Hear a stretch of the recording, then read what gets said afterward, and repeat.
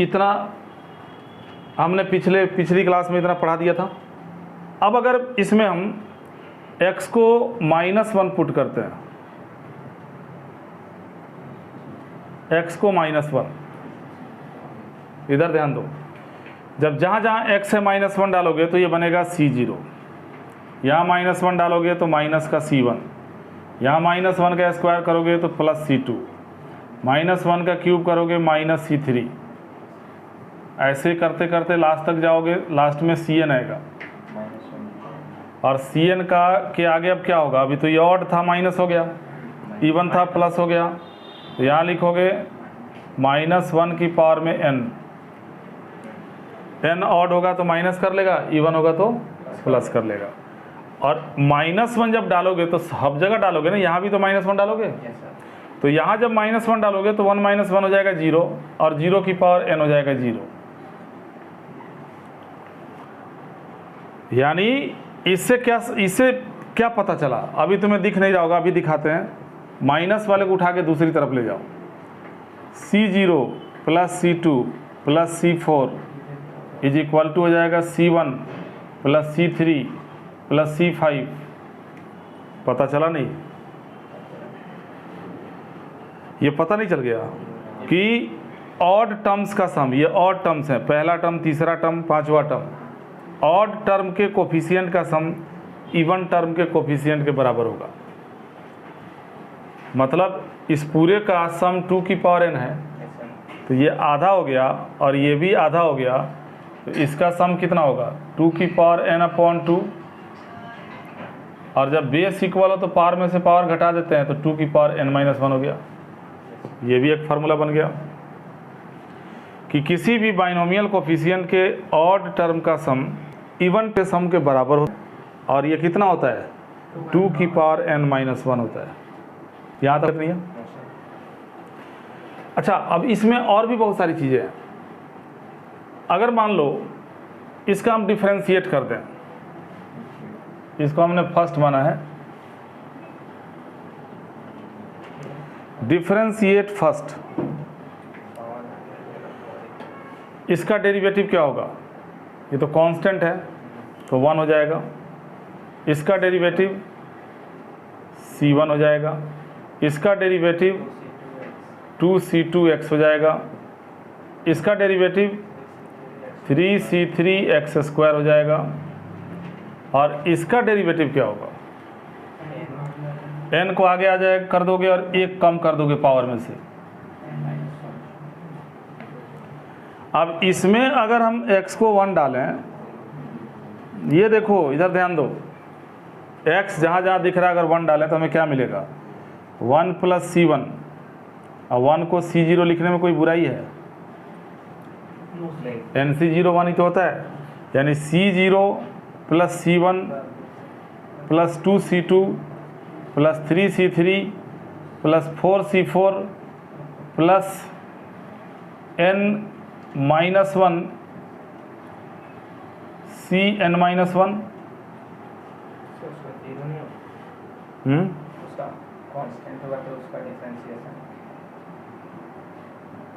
किसका कांस्टेंट का? अच्छा, इस कांस्टेंट का तो 0 हो जाएगा, बिल्कुल सही बात है, ये 0 होगा। एक चीज़ और देखो, इसका कितना होगा, n आगे आएगा और x की पावर n-1, 1 डाल दोगे, यही तो बचेगा।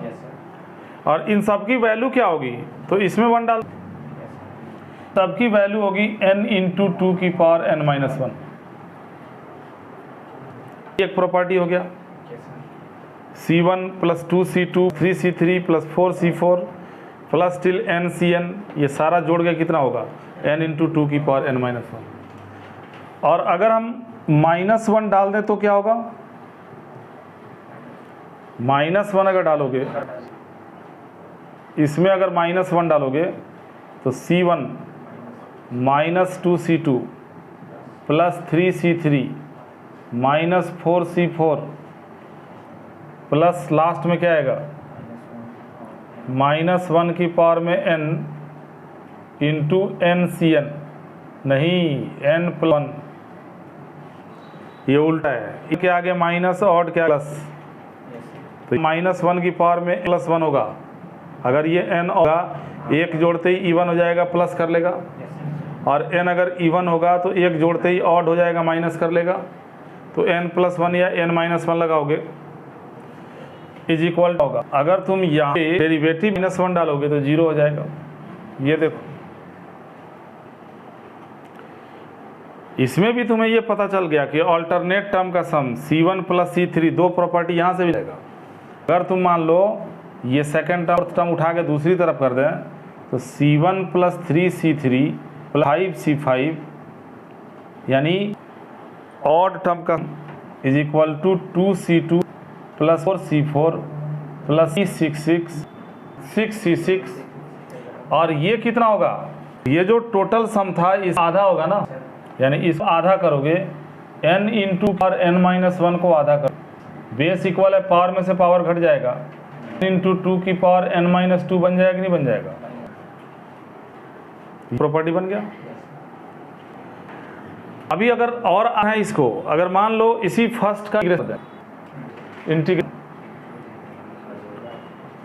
इंटीग्रेशन ऑफ फर्स्ट, कांस्टेंट का इंटीग्रेशन करोगे तो x हो जाएगा। इसका इंटीग्रेशन करोगे C1 × x/2, इसका करो C2 × x³ पावर में एक जोड़ देते हैं और नीचे वही डाल देते हैं C3 × x⁴/4 वाले term Cn × x⁴n+1 upon is equal to, इसका इंटीग्रेशन क्या होगा? तो इसका होगा 1 x⁴ upon n+1 upon n+, पूरा ले रहा है 1 + x का। 1 + लीनियर फंक्शन है ना, तो जो x⁴n में लगता है फार्मूला वो यहाँ भी लग जाएगा। नमस्ते। और इसमें जब इंटीग्रेशन करते हैं तो एक आर्बिट्ररी एलिमेंट लेते हैं, तो उस लो अब c की वैल्यू कैसे निकालोगे? सही है, गलत कुछ थोड़े होता है। इसमें जब x को 0 डालोगे तो c की वैल्यू निकल जाएगा। ये इंडेफिनिट पढ़ोगे ना, अभी तुम 11th में हो इसलिए तुम्हें पता नहीं चल रहा है। इंडेफिनिट इंटीग्रल में इंटीग्रेट करने के बाद प्लस में c लगा देते हैं, इस पैरामीटर बोलते हैं। ये एक आर्बिट्ररी कांस्टेंट होता है। x 0 डालोगे तो ये 0 हो जाएंगे, और जब यहाँ 0 डालोगे तो ये 0 नहीं होगा, यानी मिलेगा 0 = 1 के पावर में कुछ भी होगा, हो जाएगा 1/n+1 प्लस का c। तो उसकी वैल्यू क्या है? माइनस का 1/n+1। ये माइनस का 1/n+1 यहाँ पे डालना पड़ेगा, मेरे पास तो जगह ही कम पड़ गई, इधर आ जाएगा।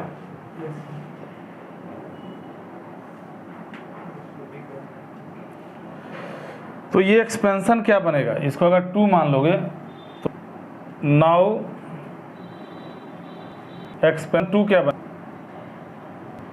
c की वैल्यू डाल तो बनेगा x + C1 x² plus C2 x³ last में हमें c x⁴n1 upon n+1 is equal to 1 + x⁴n+1 नीचे n+1, c का वैल्यू -1/n+1।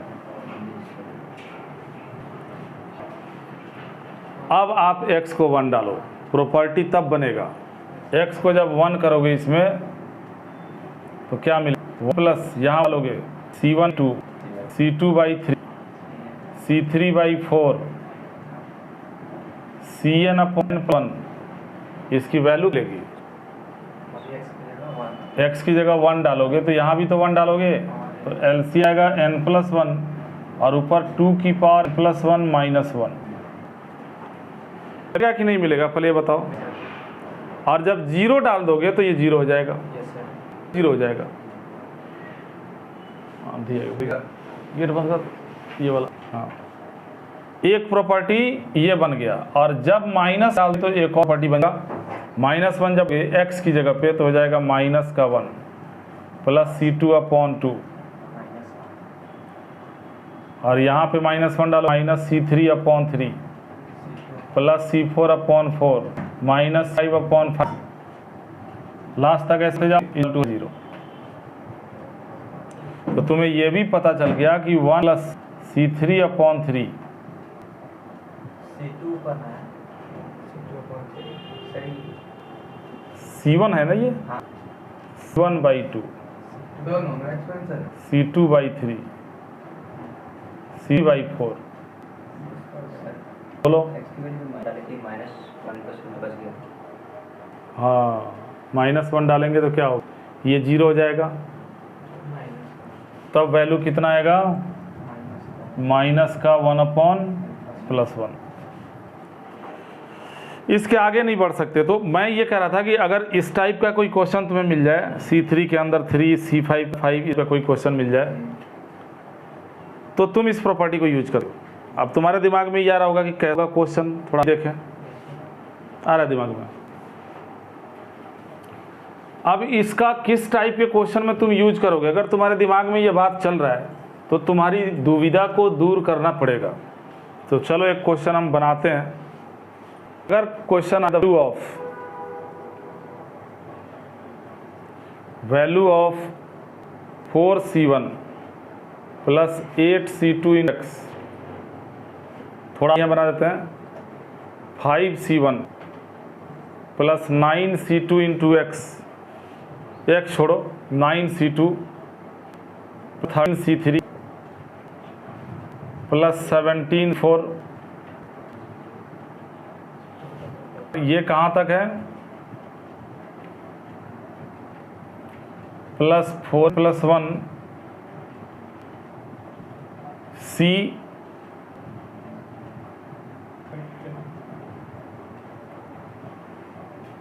इसकी वैल्यू है, कैसे निकालोगे वैल्यू इसका, तो थोड़ा दिमाग लगाओ। इसमें से अगर एक एक कम कर दिया जाए, C1 + 2 + C3 + C4 अब Tn तक निकाल लिया जाए एक जगह अलग, तब क्या बचेगा, 4C1 बचेगा, 8C2 बचेगा, 12C3 बचेगा, 16C4 बचेगा, और लास्ट में जब एक निकाल लोगे तो 4nCn बचेगा कि नहीं बचेगा, बता दो बचेगा कि नहीं। आप ध्यान से देखा तो पता चला कि इसमें से तो 4 है, और इसका वैल्यू हम जानते हैं कितना, 2n-1, क्योंकि 0 नहीं है। जब इसमें से कॉमन करें तो यहाँ बन जाएगा C1 + C2 + 3C3, लास्ट में n कॉमन के बाद। अच्छा, जैसे ही देखा तुमने C1 2 C2 अपॉन में दिखता है तो इंटीग्रेशन की याद आता है, अपॉन 3 4 दिखे तो 2 तो डिफरेंस आएगी तुम्हें, तब तुम दिमाग लगाओगे। अगर मान भूल भी गए तो 1 + x⁴n का एक्सपेंशन लिखोगे, डिफरेंशिएट करोगे, उसमें डाल दो, पता चलेगा कि अरे भाई ये तो ये चीज़ है। C1 2 C2 3 C3 4 Cn तक जब जोड़ा तो ये तो इतना मिल रहा है, तो तुम क्या लिखोगे इसको, 2n-1 + 4 इंटू वैल्यू कितना है, n इंटू n-, निकल गई। अब इसको थोड़ा सजाना पड़ेगा, जैसे 4 को इसमें इंटू कर दोगे, 4 को लिखते हैं ना 2 का स्क्वायर, इंटू करोगे तो क्या बनेगा, इंटू 2n+1। पता चला तुम्हारे विकल्प में ऐसा है ही नहीं, और सॉल्व करो, ये 2n माइनस का हो गया प्लस इंटू, ये पावर प्लस है तो इंटू में कर दो, 2n इंटू कर दो, कोई टेंशन है क्या। अब तुम इन दोनों में से 2n कॉमन कर लो, तो यहाँ बचेगा 2n में 1 इंटू n-1, ये सर, यानी जब तुम इस पूरे सीक्वेंस को जोड़ोगे तो ऐसा आएगा। अपॉन में कुछ दिखता है तो इंटीग्रेशन की आई, लेकिन ये चीज़ तो बनाना पड़ेगा ना, ऐसा सीरीज बनाना पड़ेगा, या इंटीग्रेशन वाला C1/T2/3 तोड़ के ऐसा बनाना पड़ेगा, या सीधे C1 C2 + C3 बनाना पड़ेगा, ताकि इनकी वैल्यूज को हम यूज कर सकें। ठीक है बच्चा लोग, अब तो इतना। इसके बाद कॉम्बिनेशन में हमें सीखना है कुछ स्पेशल बातें, कुछ इंपॉर्टेंट पॉइंट्स, वो लेते हैं।